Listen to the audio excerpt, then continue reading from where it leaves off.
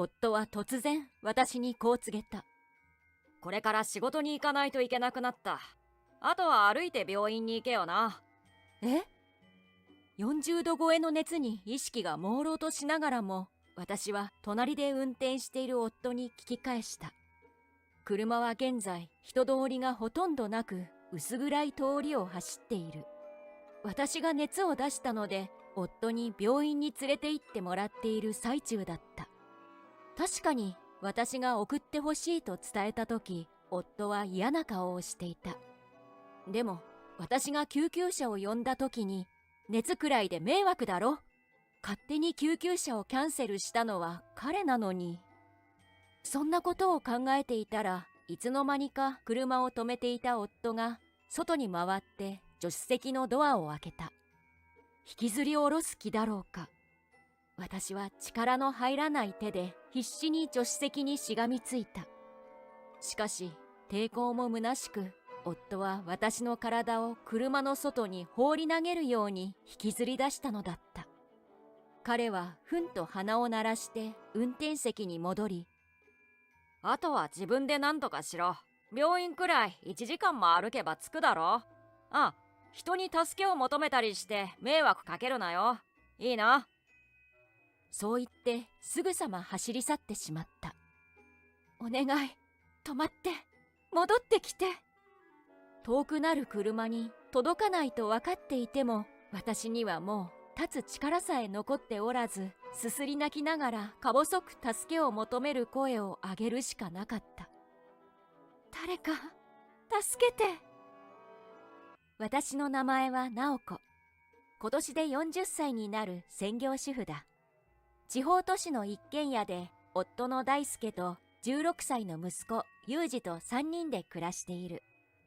大輔とは友人の紹介で出会った。交際を始めた当時、大輔は俺はもっと出世するからついてきてくれと常に言っていた。私はそんな向上心のある彼の姿を見て、この人と結婚すれば幸せになれるかもと思ったのだ。確かに結婚した当初は幸せだった。名の知れた大企業に勤め、しっかりとお金を稼いできてくれる。それから休みの日には2人で映画を見たり、ショッピングへ行ったりと楽しい日々を過ごしていたのだった。しかし、息子の裕二が生まれ、成長していくにつれて、そんな日々は変化していったのだった。まず大輔は育児に一切関わらなかった。おむつを交換したことは一度もないし、沐浴だって私が一人でやった。それに、裕二の授業参観日に休みが取れるにもかかわらず、大輔は一度も参加したことがない。さらに言うと、3人で家族旅行へ行ったこともない。要するに大輔は父親らしいことを一つもしてくれたことがないのだった。そのため今では裕二と大輔はほとんど会話をしていない。もちろん家族としてそんなことではいけないと思い、関係修復を図ったこともあった。しかし大輔は仕事で疲れているからとまともに話し合いもさせてくれず、なあなあにされてしまったのだった。そして一緒に生活するうちにだんだんと分かってきたことなのだが、大輔は小心者だ。大輔のビッグマウスは向上心から来るものではなく、ただの虚勢だったのだ。結婚前に言っていた俺はもっと出世するからついてきてくれという言葉も、私が他の人のところへ行ってしまわないようにするための言葉だったのであった。実際大輔は世間一般の男性と比べれば高給取りだが、同じ会社の同期と比べればあまり出世はできていないようだ。何が何でも出世してほしいというわけではないが、家族を顧みず仕事に打ち込んでいるのならもっとと思わないでもないのだった。そんなある日、裕二をサッカー部の朝練へと送り出し、大輔の朝食を用意した時のこと。寝室からリビングへやってきた大輔は、テーブルに並んでいる朝食をじっと見つめた。メニューはいつも通りの納豆と白米、それから焼き鮭と味噌汁だ。大輔は椅子に腰をかけ、まずは味噌汁をすすった。すると眉間にシワを寄せ、なんだこれ、とつぶやいたのである。え、何か変だった？いつもと同じお味噌汁だけど。朝食を用意している時に味見をしたが、何も変わったところはなかったはずだ。しかし大輔は味噌汁の入ったお椀を乱暴に置き、まずくて食えないと言い放って席を立ってしまったのだった。それからというもの、大輔は私の作った料理に逐一文句を言うようになった。お昼ご飯にと持たせた弁当はまずくて食べられなかったという理由でほとんど手がつけられていないままだったし、夕飯も仕事で疲れているのにこんなもの食べさせるなと手をつけないことが増えていったのだ。そして大輔の文句は料理だけじゃなく洗濯や掃除にまで及んできたのである。ベランダに干してある洗濯物にもっとシワを伸ばして干せと言ってきたり、窓の桟を指で触り、こんなにほこりが溜まってると言ったり、今まで通りに家事をしているにもかかわらず急にそんな文句を言うようになった。しかも私の家事に文句を言うときは、他の女性ならもっとしっかり家事をするのにな、などと誰かと比べているような節があったのだ。明らかに怪しい。まるで最近他の女性が家事をするところをじっくり見ていたような言い草だ。それからもスマホを持ったままトイレやお風呂に行ったり、書斎で誰かとこそこそ電話をしていたりと怪しい行動が見受けられるようになった。もしかして浮気をしているのかもしれない。そう思った私は証拠をつかむために大輔のカバンの中を調べたり、寝静まってからスマホを覗いてみたりしたが何も得られなかった。更新所に依頼しようとも考えたが、家計は大輔が管理しているため自由になるお金がないため断念するしかないのだった。そんなもやもやした気持ちを抱えたまま数週間が過ぎた。大輔との会話はますます減って、口を開けば文句を言われる生活に私は強いストレスを感じていた。そのせいだろうか。ある日の深夜、寝苦しさに目覚めた私は高熱を出してしまっていた。最近大輔と寝室を分けているので助けを求めることもできない。私は何とか床を這ってリビングへ向かう。こんな時に限ってリビングにスマホを置きっぱなしにしていたのだ。だんだんと視界が白んでいくような感覚に大げさかもしれないが命の危険を感じてしまった。救急車を呼ぼうと思った私がリビングのテーブルに置いていたスマホを手に取った時、偶然にも大輔がリビングにやってきた。こんな夜中に何をしているんだ。力を振り絞って事情を説明すると、大輔は無言で私の手からスマホを取った。代わりに救急車を呼んでくれるのだろうか。そう思って安心した私に大輔はとんでもない言葉を放った。たかが熱ごときで救急車を呼ぶなんて、ご近所に知られたら恥ずかしいだろ。まったく、家事はまともにできないくせに俺に迷惑をかけるのだけは得意なんだな。わかったらさっさと寝ろ。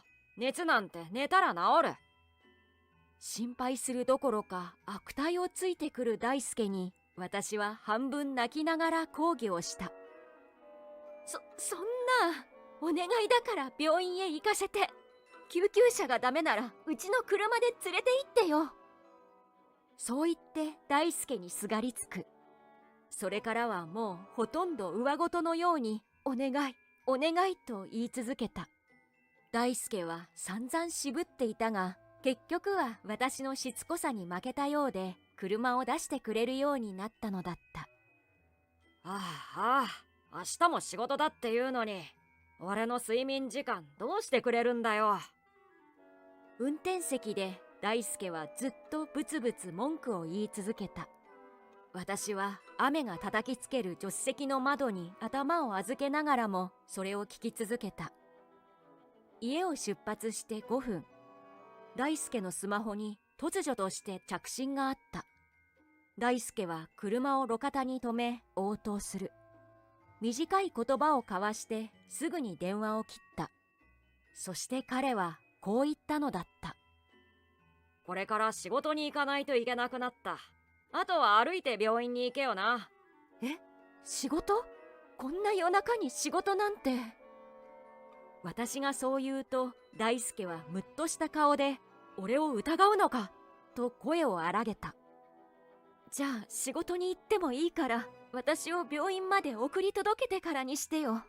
車だったらそんなに遠くないでしょ。こんな状態で大雨の中歩いて病院まで行くなんて不可能だ。私は必死で助手席にしがみついた。しかし大輔は運転席から降りて助手席側のドアを勢いよく開けると、私のシートベルトを外して肩を掴んできた。早く降りろよ。その言葉とともに大輔は私の体を車の外に放り投げるように引きずり出したのだった。あまりの勢いに私は膝や手のひらをすりむいてしまった。暗くてよく見えないが血が出ているような感じがする。痛いじゃない。大輔に向かってそう言ったが、彼はふんと鼻を鳴らして運転席に戻り、すぐさま走り去ってしまったのだった。どんどん小さくなる車を私はなすすべなく見守るしかなかった。雨はだんだんと勢いを増していく。熱も上がっているような感じがする。夜道には誰もいないし、スマホも大輔に取り上げられたままだ。歩いて病院に行くしかない。私は方法の定位で病院を目指した。向かう予定だった病院へは大輔が事前に連絡をしていたので、病院のスタッフはきっと待っていてくれているはずだ。他にも患者さんがいるだろうし、これ以上無駄な時間を使わせるわけにはいかない。意識が朦朧とする中、私はそんなことを思いながら歩いて病院を目指した。道に迷ったり、途中で休んだりしながらも、なんとか病院へたどり着いた時、家を出てからもう2時間も経っていた。車で行けば15分ほどで到着するはずだったのに。私は病院内に入ろうと扉を目指す。するとガラス戸越しに看護師さんと目が合った。その瞬間、なんだか安心してしまった私は意識を手放したのだった。次に目が覚めた時、私はベッドに横たわっていた。薬だとか点滴が効いているのか、熱は引いているように思えた。ぼーっと天井を見つめていると、聞き慣れた声が聞こえてくる。息子の声だ。母さん、大丈夫？ユージは心配そうな顔でそう尋ねてきた。大丈夫よ。心配かけてごめんね。って、あれ？どうしてユージがここに？そんな疑問を抱いた私にユージは少し笑いかけ、体を起こすのを手伝ってくれた。体を起こすと、その目の前にはなんと大輔の姿があった。背の低い椅子に腰をかけ、ぐったりしているようだ。さらにその体はびしょ濡れで、いつもしっかりまとめている髪は嵐に巻き込まれたかのようにぐしゃぐしゃになっている。それからなぜか大輔の足はガクガクと小刻みに震えていた。私が意識を失っている間、一体何が起こったというのか。おい、母さんに何か言うことがあるだろ。ユージは存在な口調で大輔にそう言った。すると大輔はびくりと体を震わせて顔を上げた。その顔はげっそりとしていて、目元のクマもひどい。すまなかった。大輔は小さな声でそう言った。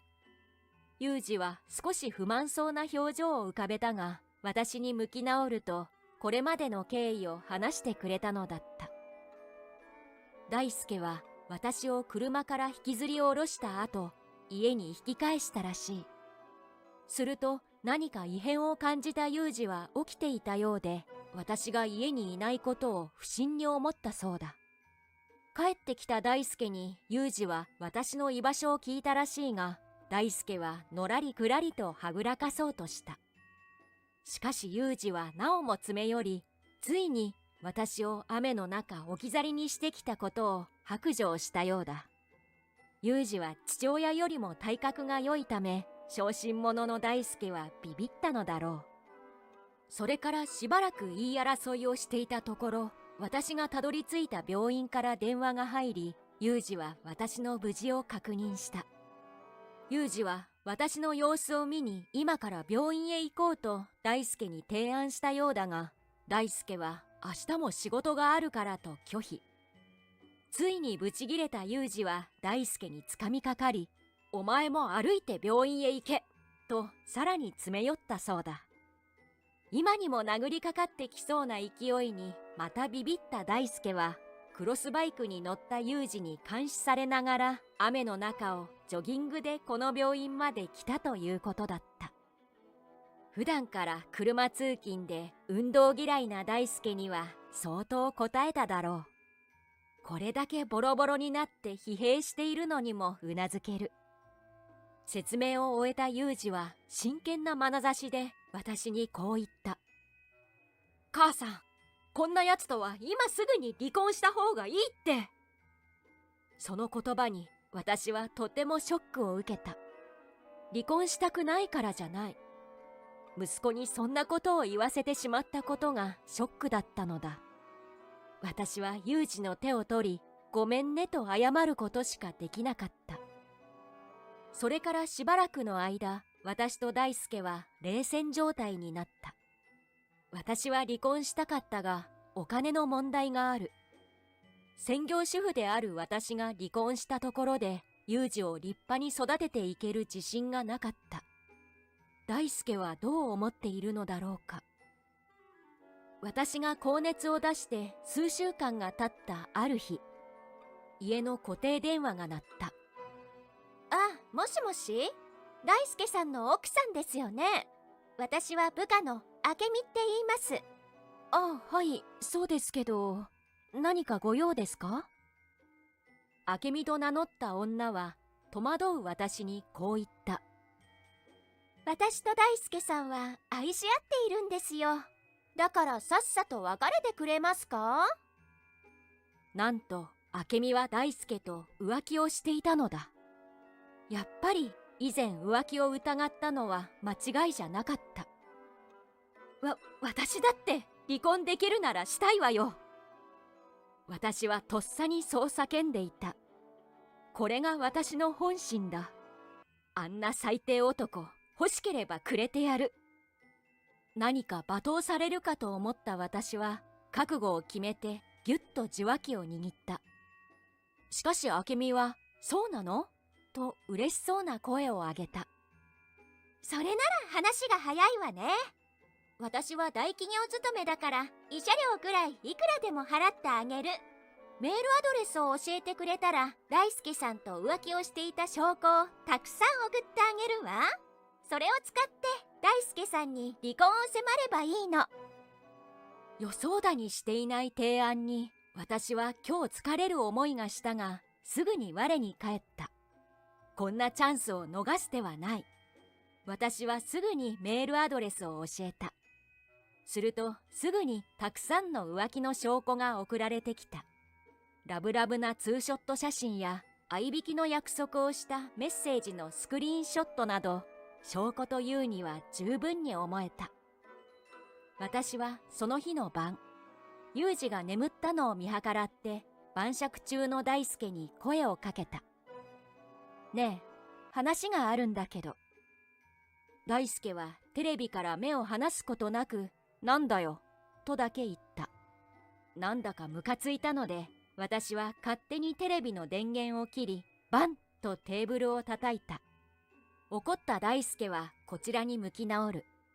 私はそんな大輔の目の前にあるものを突きつけた。離婚届だ。大輔は目を丸くして驚いている。離婚しよう。あなたには大企業勤めで家事が得意な女性が他にいるようだからね。何のことだよ。俺が浮気をしているって言いたいのか？それなら証拠を出してみろよ。証拠隠滅に自信があったのか、大輔はドヤ顔でそう言った。私も負けじと目を見開き、明美から送ってもらった証拠の数々を突きつける。するとさっきまでのドヤ顔は一気に崩れ去り、みるみるうちに泣きそうになっていった。そんな、なんでこんなものが。全部消したはずなのに。なあ、離婚なんてそんなことしたら恥ずかしいだろ。それにユージには父親が必要じゃないのか？それに金もいるだろ。どうやら大輔は浮気をして離婚されたと人から後ろ指を刺されたくないがために離婚したくないらしい。なんて自分勝手なんだろう。私は全く恥ずかしくないわ。それにユージにはあんたみたいな父親はいらないのよ。今まで父親らしいことは一つもしてこなかったくせに、今さらそんなこと言わないで。お金はあんたが本当にユージのことを大切に思っているなら、養育費はたっぷり払ってくれるでしょ。私の離婚への意志が固いことにようやく大輔は気がついたようで、頭を抱えてこんなはずじゃとすすり泣きをしたのだった。それから半年後、ようやく私と大輔は正式に離婚することができた。離婚するにあたって財産分与と不貞行為の慰謝料、それからユージの養育費を請求した。さらに浮気相手である明美にも不貞行為の慰謝料を請求したのだった。それぞれ一括で支払われたので、当面の生活に困ることはなかった。ユージを転校させるのはかわいそうだと思ったので、近くのアパートに引っ越しをし、今は2人で協力して生活を送っている。大輔と明美はどうやら同棲を始めたらしい。しかし2人とも仕事で忙しいので、お互いに家事を押し付け合い、喧嘩が絶えないのだとか。おそらく明美が家事を頑張っていたのは、浮気相手である大輔にいいところを見せて私から奪いたかっただけで、自分のものになった大輔にはもう本性を見せてもいいと思ったのだろう。さらにどこからか大輔と明美が浮気をしていたことがバレ、大企業の名を貶めたとして両者解雇になったそうだ。もろもろの慰謝料を一括で払ってしまったので、二人とも食うに困る生活を送っているらしいのだが、私の知ったことではない。